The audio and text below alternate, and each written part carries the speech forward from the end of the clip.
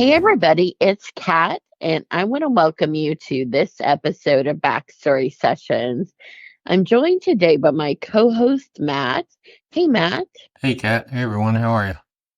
I'm really excited that today's guest is Kentucky native.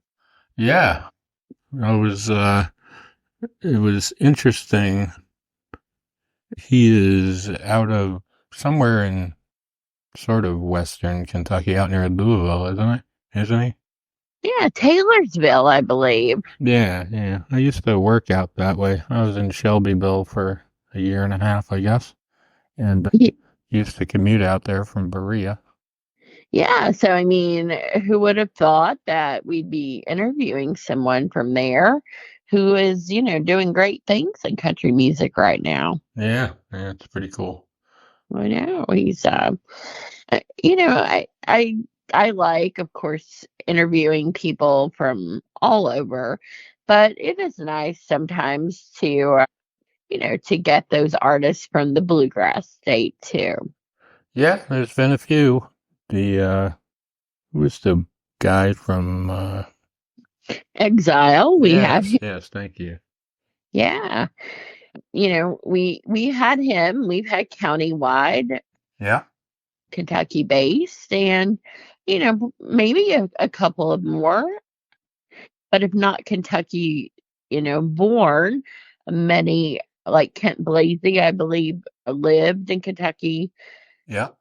for a while, and we've had some others like that too. Yeah, there's been a few, so that's pretty cool.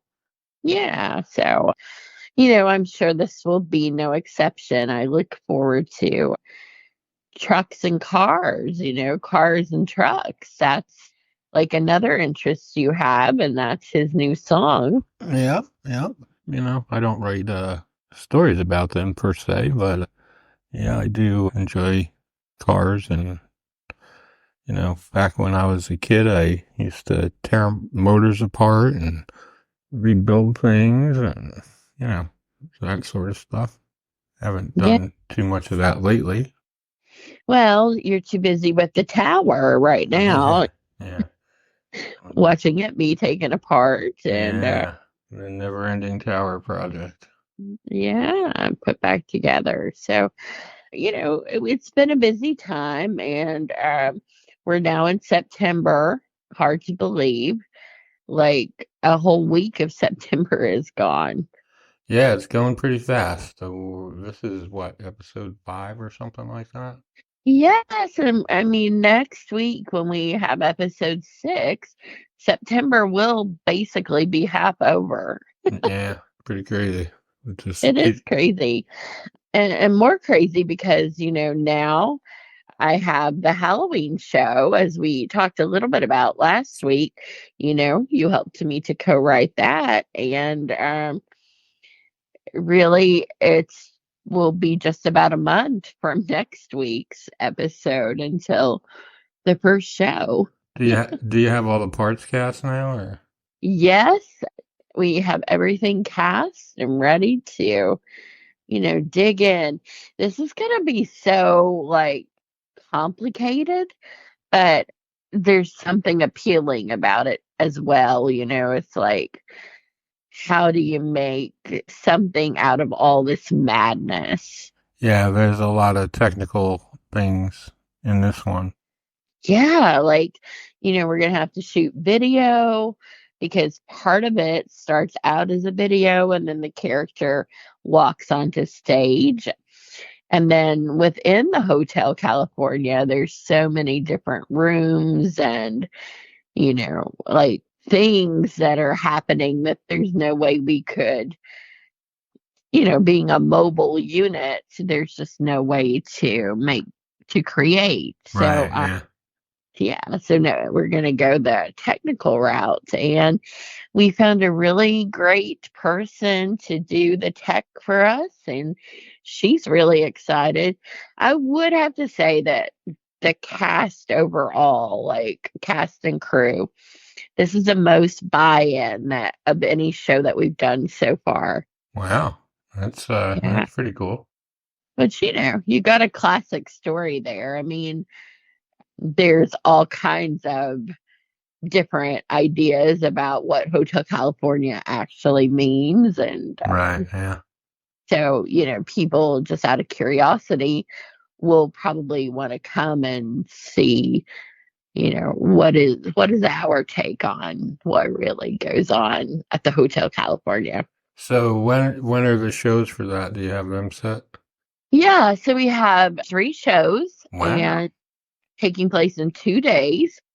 So the first one is on the 18th at 8 o'clock p.m., of course. Hmm. And that's in conjunction with the Ghost Walk in Barberville, Kentucky. So So, how are you gonna, I mean, where's it gonna be and how are you gonna do that? yes, so it's going to be at the 101 on North Main. Hmm. And you'll be able to buy your tickets on Eventbrite starting next week. And then, so that's a Friday night, which we've seldom done shows on a Friday night, Right. but that is the opening. And then also, that is said to be a little bit haunted. So, The uh, 101? yes, the 101. Oh, So, huh.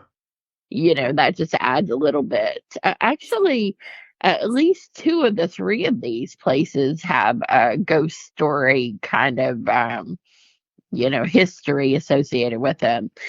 So the second place then will be on Saturday the 19th at Seasons. Okay.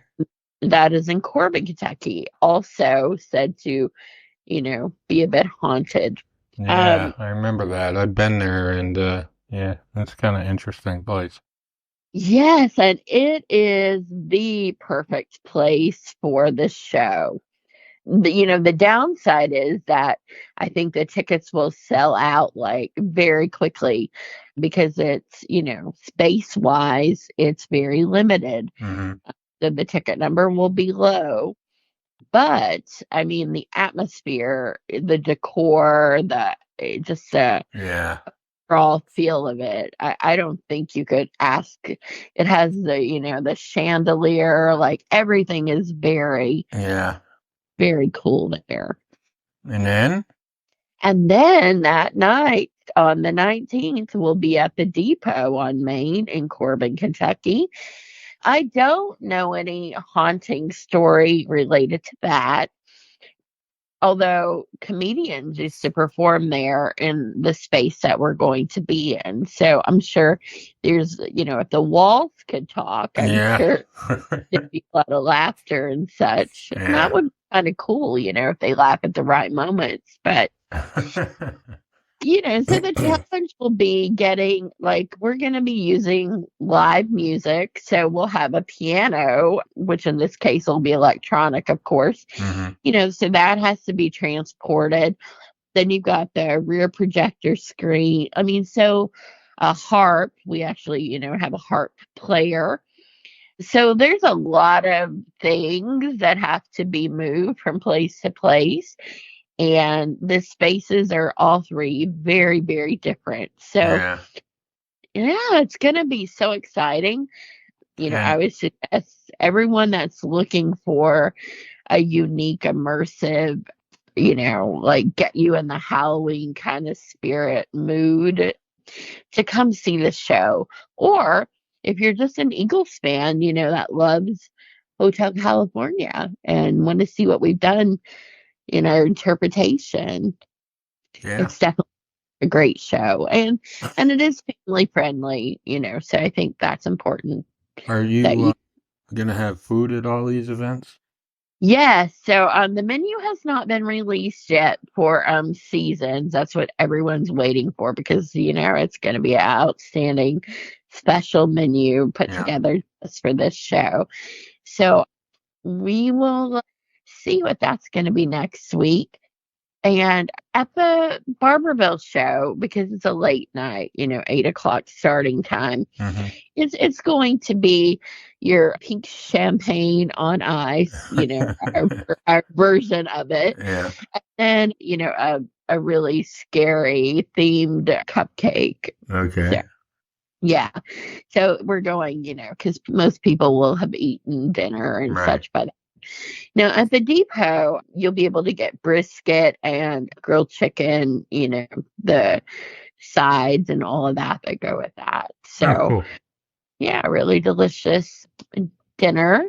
And that one's at 7:30 because Corbin is having their ghost stories at the library, and that will be over at 7. So we thought timing it, to start at 7:30 would allow those Yeah. uh, attending that to come on over and finish off the ghostly evening with us. Cool. Sounds like a good time, no matter which one you go to.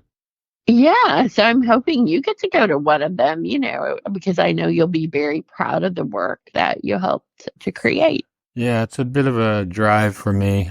I think it's 11 hours, so we'll see. Yeah, well, one can hope. Yeah, you never know. I mean, I may show up. We'll see. Yeah, well, it's going to be exciting. And I think for the listeners out there, you'll be able to see lots of photos and small clips of it if you're too far away to come. All right, well, let's talk to JD and see what he's got going on. I know, he's been out there touring and he's played with a lot of people, and I'm sure he's got lots of good backstories on things. Yeah, I can't wait. I want to just know, like, how did it begin? Like, what about music made him want to make a career?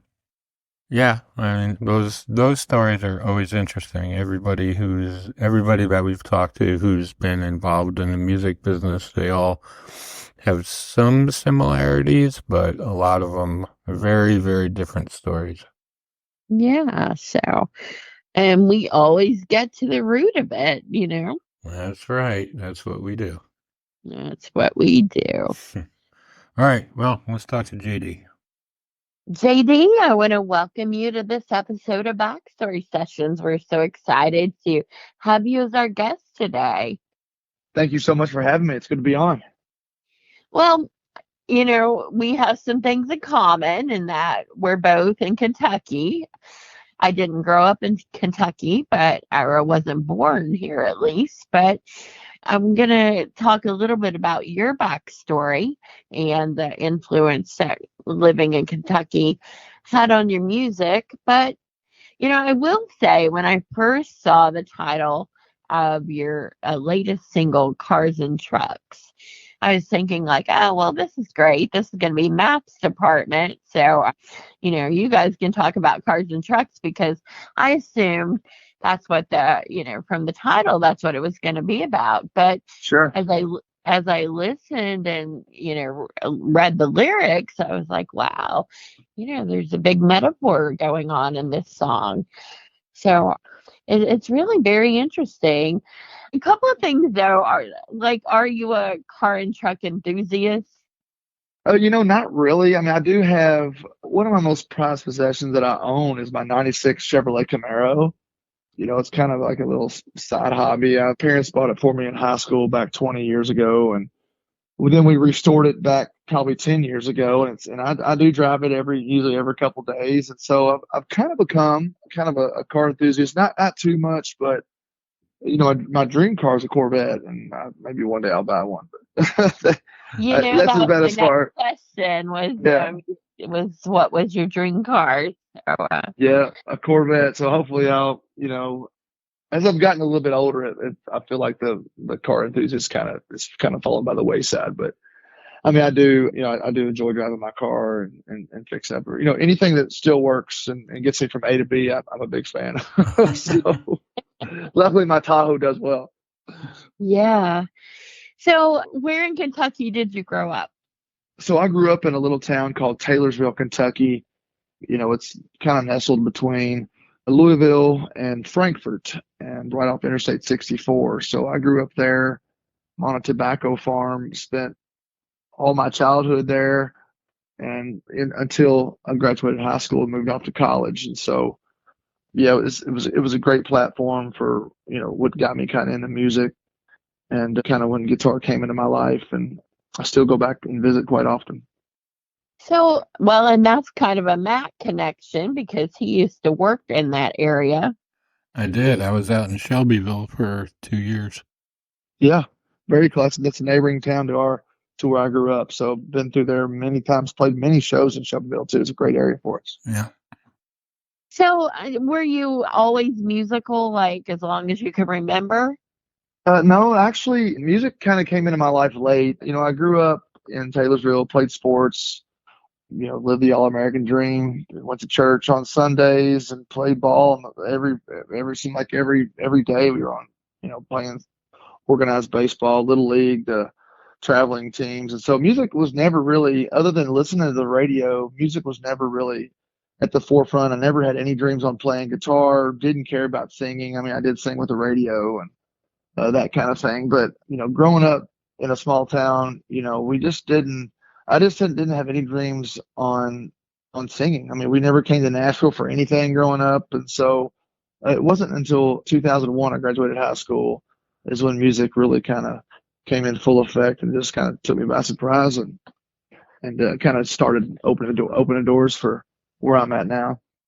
Wow. So, that's an unusual backstory to hear. So what sparked that? You were singing with the radio 1 minute, and then the next you're like interested in being the singer musician. How did that happen? Yeah, so I graduated high school in 2001. So at the time of graduation, I was playing, basketball and baseball in high school. I had dreams of playing ball in college, and didn't really know what I wanted to do, for a living. I had no clue.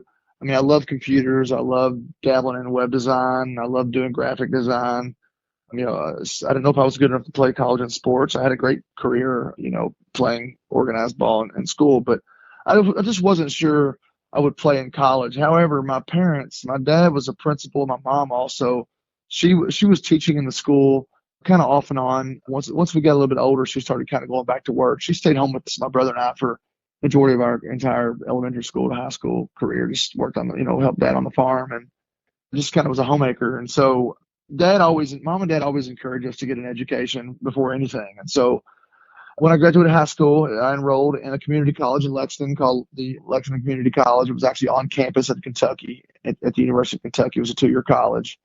And I enrolled there, a bunch of friends. We lived in Lexington, moved to campus. It was a big step for me, living at home my whole life, moving to college and kind of being on my own for a few semesters. And I was in college for about maybe a semester and a half. And my grandmother passed away unexpectedly back home. Went back for her funeral, and in which I came across a guitar in her house. And so once I found that acoustic guitar, kind of got a little interest in it, took it back to college and started playing, teaching myself to play. And that's really where the door, of my musical journey started. It was in Lexington about 2002.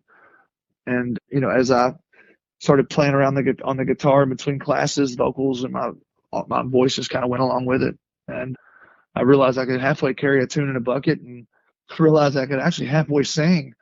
And the more I played guitar, the more I became comfortable and just more confident and performing. And so I started playing. Well, did she play guitar or?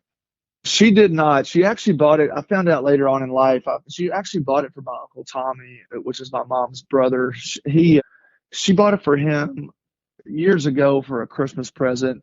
He never really took any interest in it. He said he played it a few times, but nothing serious. It just stood around and collected dust. And so it somehow found its way back to my grandmother's house. So my uncle and my aunt got married in the mid 90s. And so he said sometime after they got married, the guitar made its way back to my grandmother's house and just it's sat in a closet for years.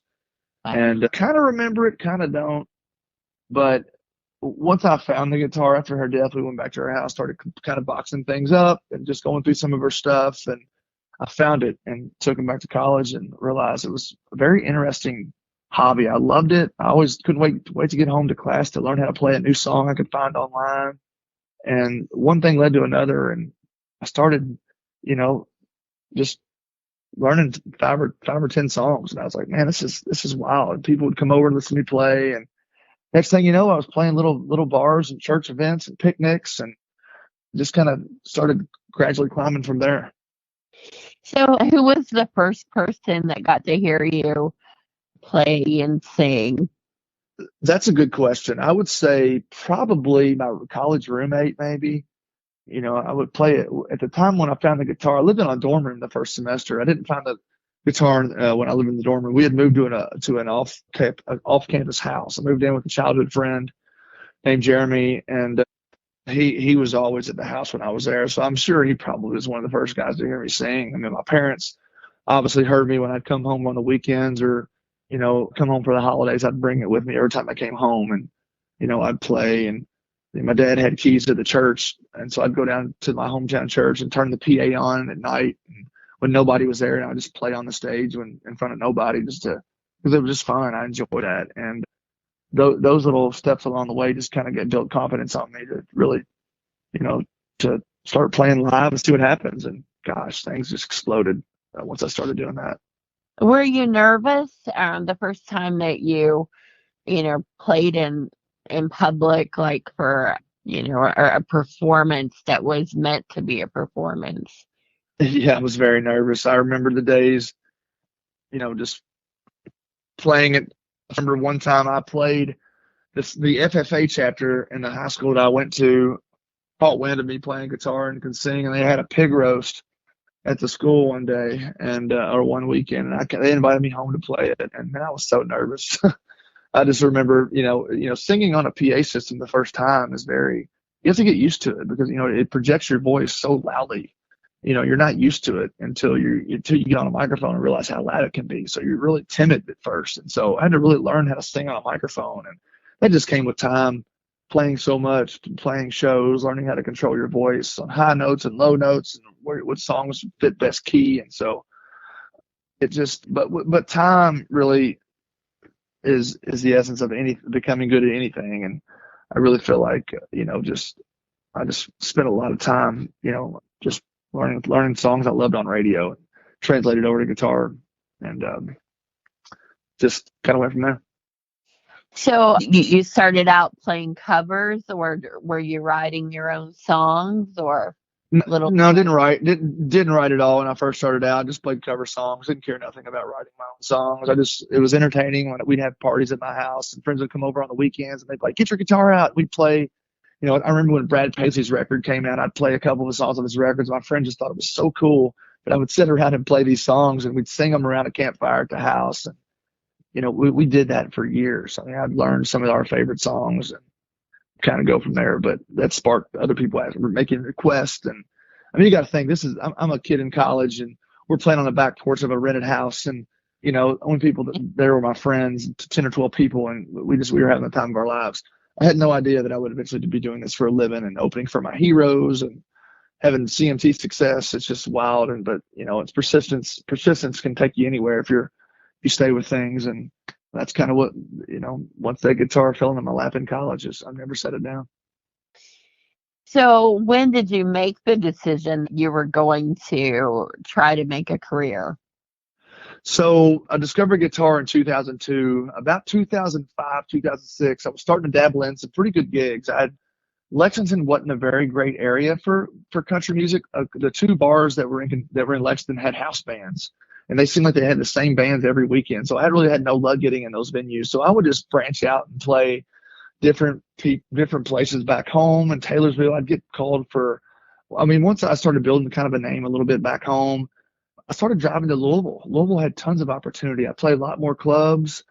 I got on a little talent agency back home called Triangle Talent. They booked me on weekends at places, and then I started putting together a little band of friends. And we built a band, had drums and bass, and by this time I'm playing some pizza parlors. I'm doing bowling alleys.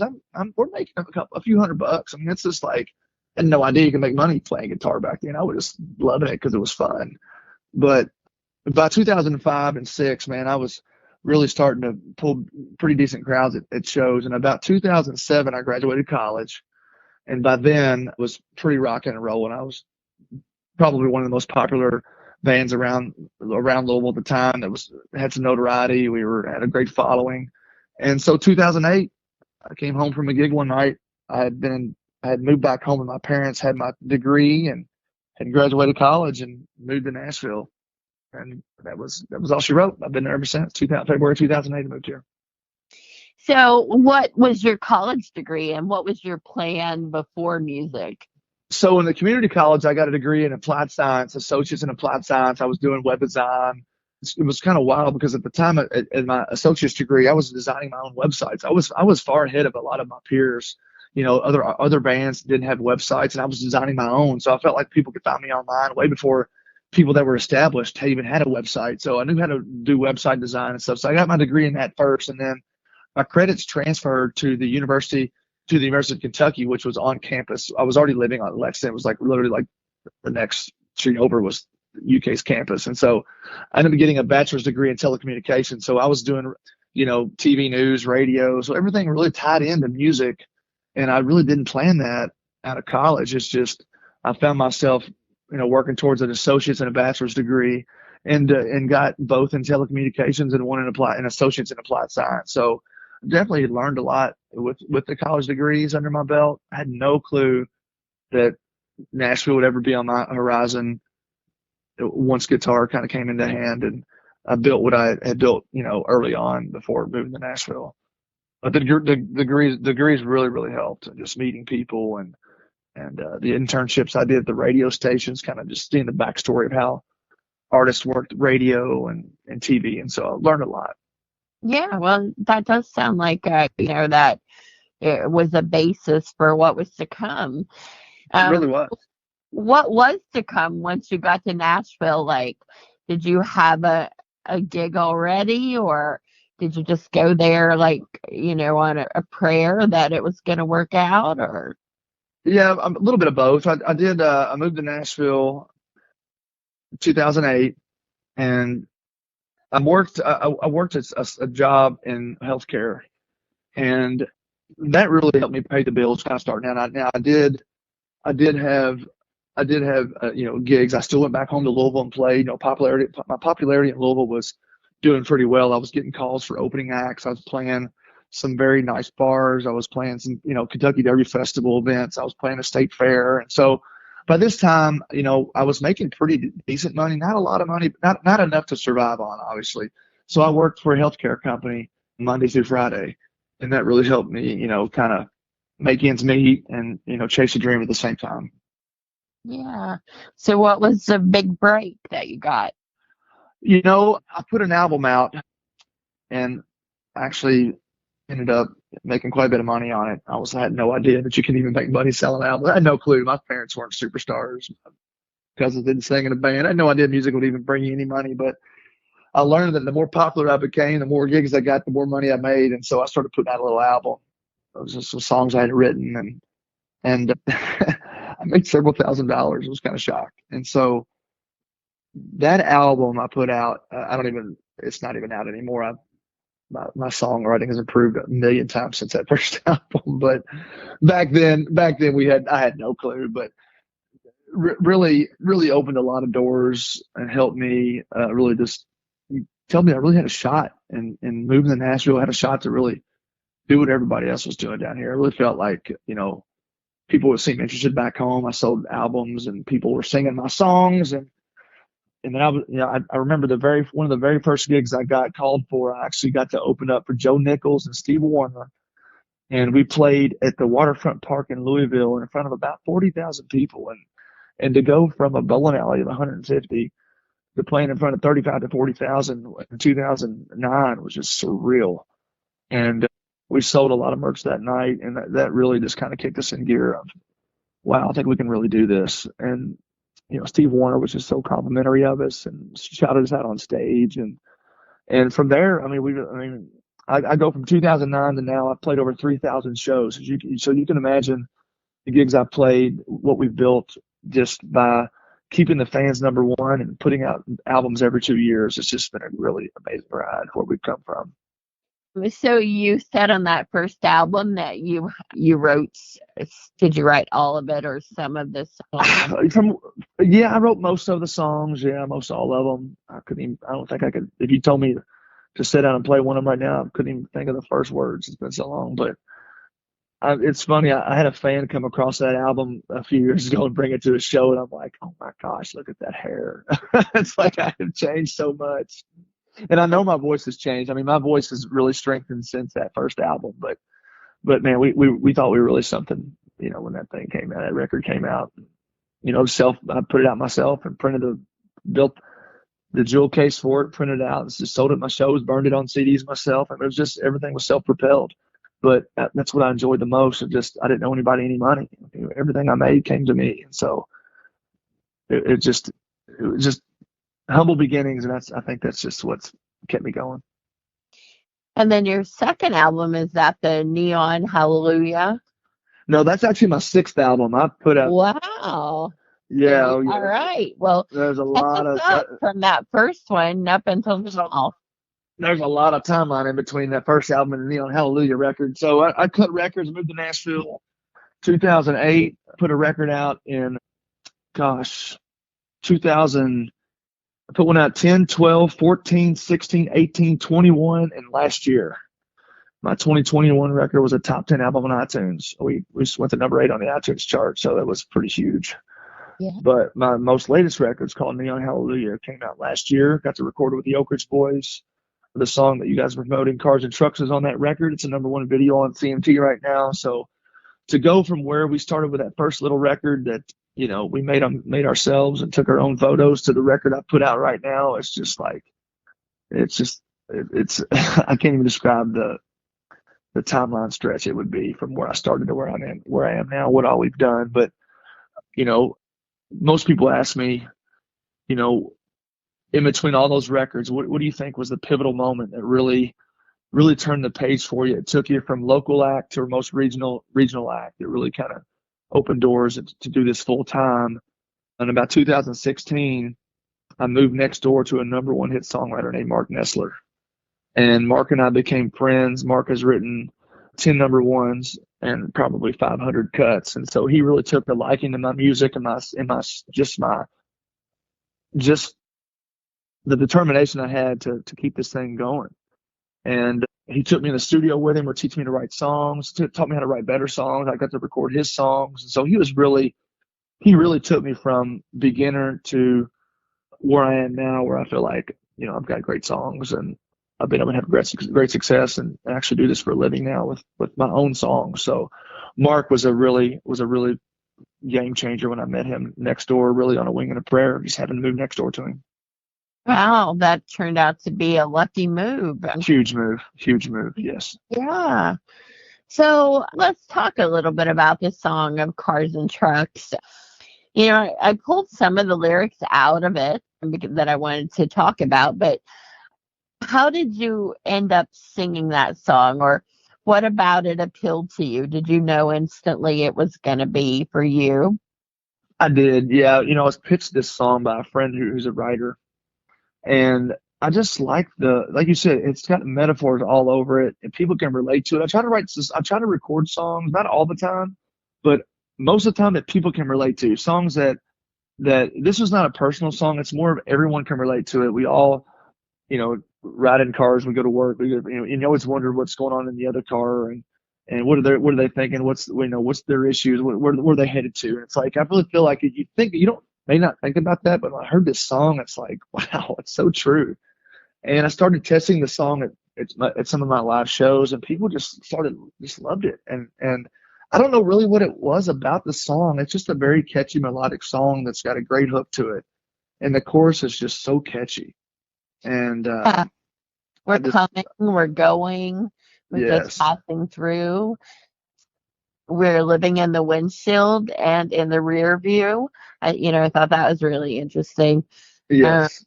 And then, spinning wheels, trying not to get stuck in a long line of cars and trucks. Is that not just a brilliant lyric? I mean, it's just. It definitely is. And, I pulled those out because I thought, wow, that is what we're all doing.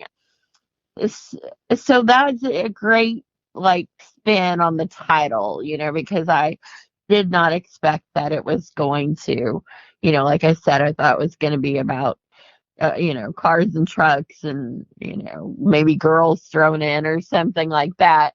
But I had no idea that was going to be the deeper meaning of that. This is what we're doing in life. And, really thinking about how much time that we spend commuting, I can think that many people will relate to this of just being in that line and looking at who's next to you. And do you have you ever seen like any weird things or any people that you're like really intrigued by when you're sitting in traffic?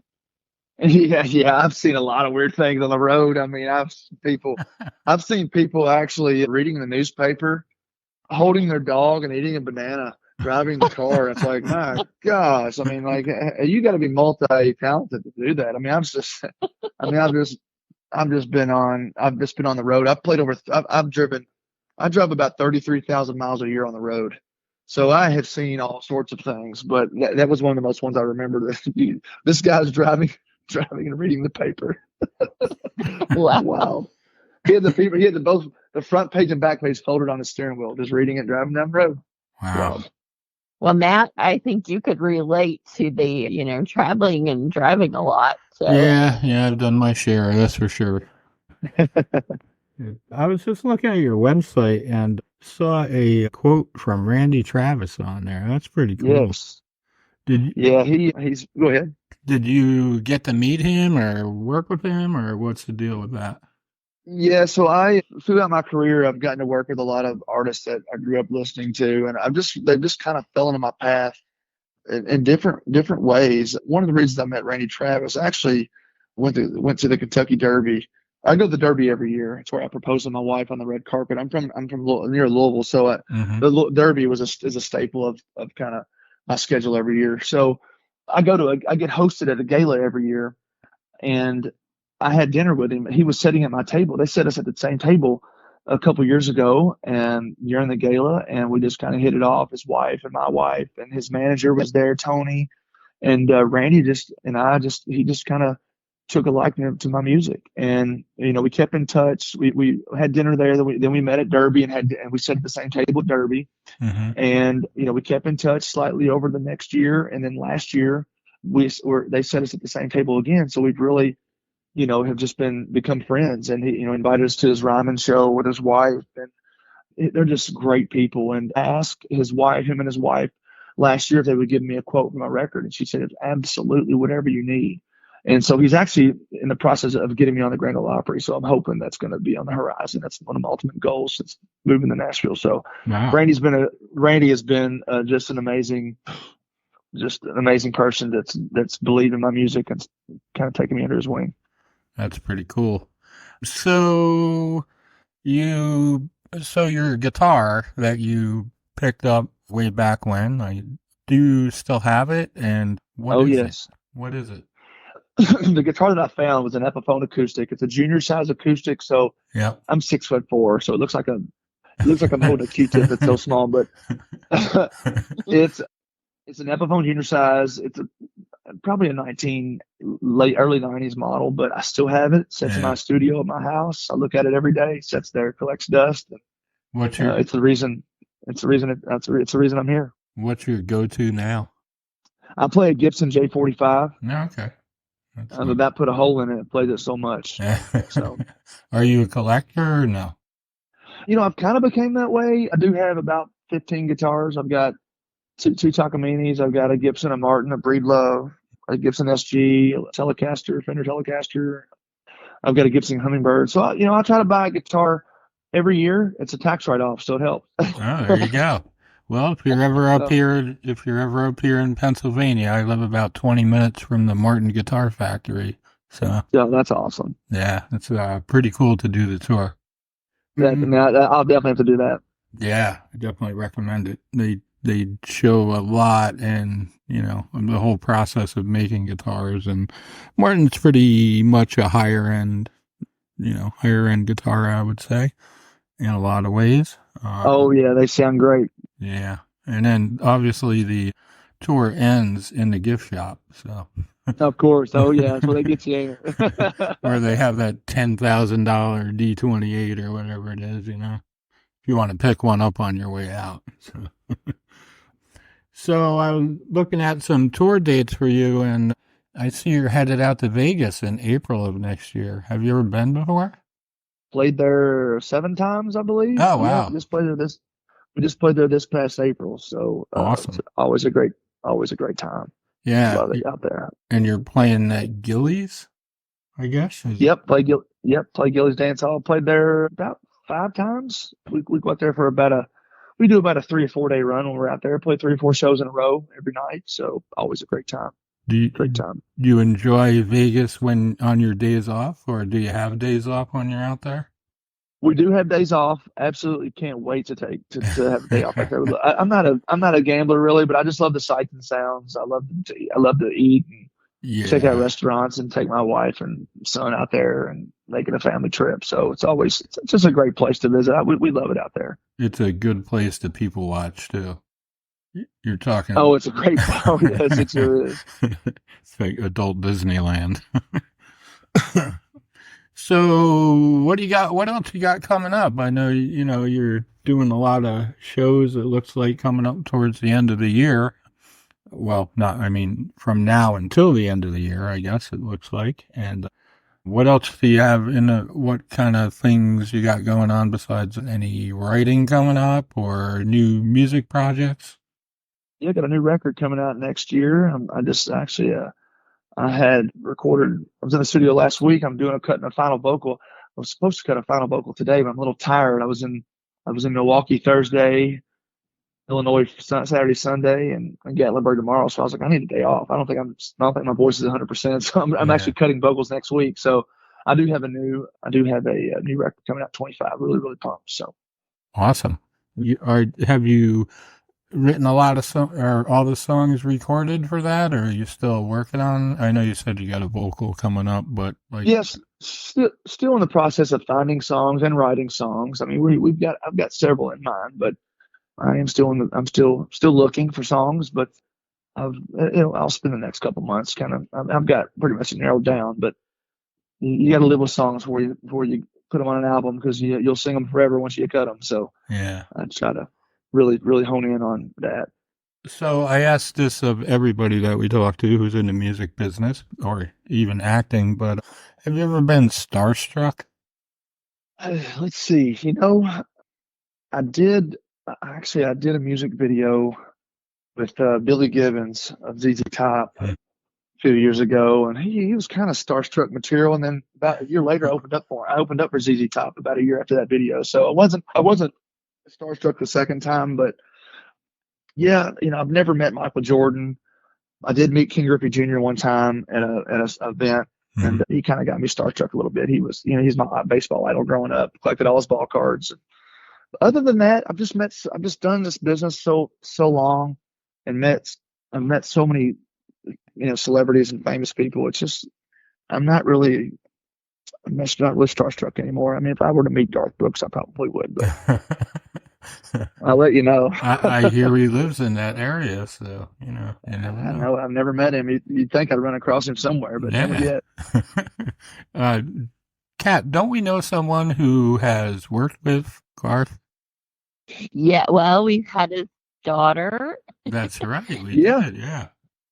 Yeah. Yep, Alex. And then Kent Blasey, of course. Yep. Nice. Yeah, he actually introduced Garth and Trisha, right? Yep. Yeah.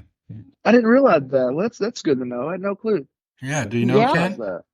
That episode. I don't know. I don't know Kent. No, I don't. I know his name very well for sure, but Yeah. I don't know him. Yeah, I know he wrote several of his hits, but Yeah, we had him on the podcast twice, I think, now. And very, that's all. very nice That's guy. good. Yeah. That's great, man. All right, Kat, we're gonna let JD go here pretty soon, but I'm gonna give you a chance to ask one or two more questions if you like. Yes, well, I will. So, that has his question about being starstruck, and I always have my question too. Do you have any ritual that you do, or must feel like you must do before a show? Is there any special thing that you just Yeah, not really. I mean, I do try to call my wife if I'm on the road. I definitely text her before I walk on stage, and talk to my parents sometimes before shows. So if I had to pick a ritual, definitely try to talk to my wife and my son before I hit stage. I really like that energy once I talk to them, and once the stage lights come up and it's Hmm. time to rock. It's always good to know my wife is home and you know Others knows where ha- I am, and others so have said they had to do shots before they went on yeah, I stage. don't. Yeah. I don't drink, man. I don't really drink, so Yeah, okay. I don't. I know people that have done that, and usually by the end of the show, they don't even remember to get paid before they leave. So yeah, Well, my last question would be, like, as you look back on your career, like, I mean, I'm really touched by the story of the guitar at your grandmother's and how that really kind of started it all. I mean, do you believe that you were meant to find that guitar? I mean, or I would you think so. have at Yes, some point, started music anyway? I would have never started music. I mean, I would have thought, if I would have started music, I would have found it a long time ago. I mean, when we sang it, like when I was or in high school. I mean, I played baseball and basketball, and the only thing we did on the way to ball games to pass time was to listen to a boombox. And this is before cell phones, so there was no cell phones.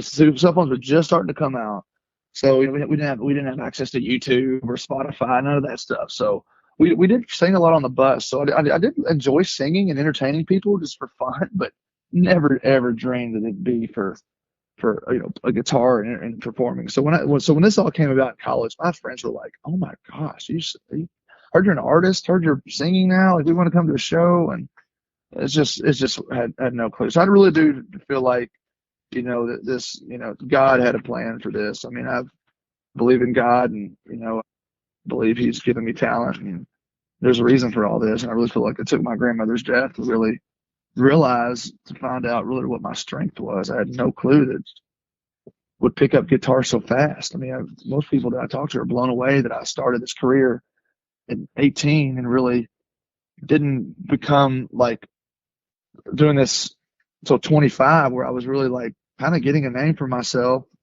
and starting to build fans, and just wow what I've been able to achieve in so low. I've only been doing this just really half my life. So now it's just wild to think. But I'm living proof that honestly, if you put your mind to something and you weed out people that want to see you fail, and you get rid of people that don't support you truly, and you just stick to the grind, stay on the straight and narrow, and continue to get better every day. Like I really feel like you can accomplish anything in life. And to know what I have earned financially over this business, what I've been able to achieve, success, it's due to literally hard work, nonstop hard work. Nothing was given to me, and just surrounding myself with good people that truly are in it to support me for the right reasons. And so once I realized who my true friends were, who people I could put on my team that I trusted, things just started to skyrocket for me. And people like you guys that record podcasts, that put my videos and songs out in your world to your friends, all those things along the way have really helped, help my career, my legacy, and everything. So I'm thankful.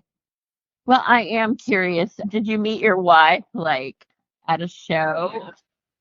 Yeah, I did. I was actually playing in the Madison, Indiana Regatta. It's a boat race on the Ohio River. I was booked to headline their event back in 2010, actually. And I met her actually.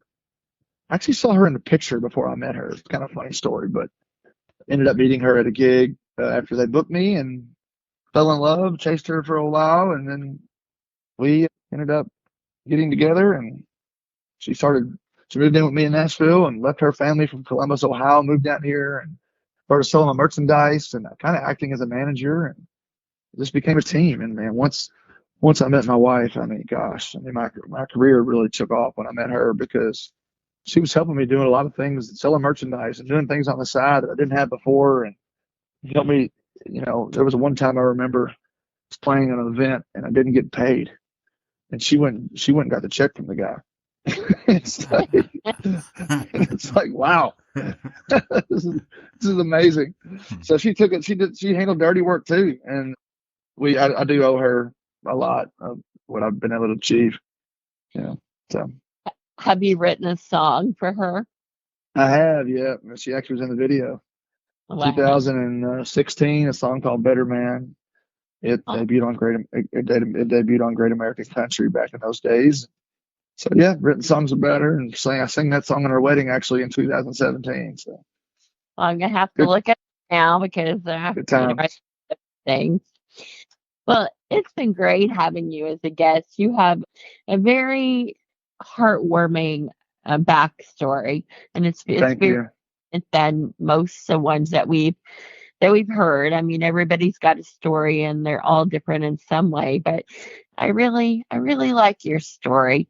So I'm can't wait to see what you do next year, and when you come back, I hope to check in with us again.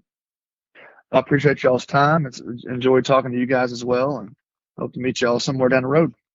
All right. Thank you, I have JD. to I Yep. have Thank to you say guys as one well. thing. I saw that you performed at the Buchanan Estate for the Yes.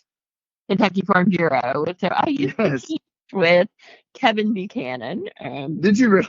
Yes, I Wow. did. So when I saw that, I was like, wow, it is a small world. Wow, that's great. Yeah, he's a great guy. I mean, I actually kind of ran into him at a Farm Bureau event, and he hired me for a couple of shows at his place. And I'm telling you what, his place is unbelievable, Beautiful. and it's unbelievable. And he's sponsored our. We played in Wisconsin last year at Country Fest. He sponsored our entire trip, and he's just been a great guy, man. And I've done shows for him. I did a show with him for the Farm Bureau. He hosted Farm Bureau at his house a few months ago, and so it was good to see him and his wife. Him and Gina are great people. Yes, yes, there you go. Well, uh, thank you again for sharing your story, and we look forward to continued success for you. Thank you so much. Come on back Have a anytime. great. Yes, sir. Y'all have a great day. You too. Take care of All yourself. right.